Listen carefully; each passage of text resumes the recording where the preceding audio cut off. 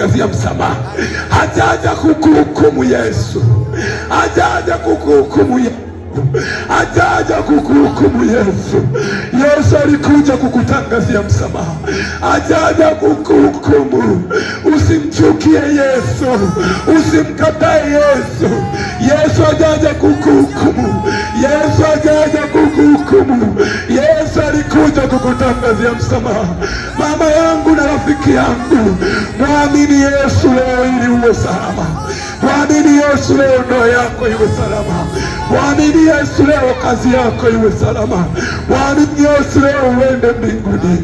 Mwamini Yesu leo. Yesu hajaja kukuhukumu, Yesu hajaja kukuhukumu. Kwa nini uteseke?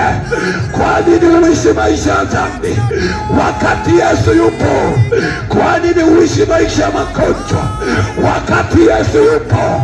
Kwa nini uzunguke kwa waganga wakati Yesu yupo? Yesu aliponya watu.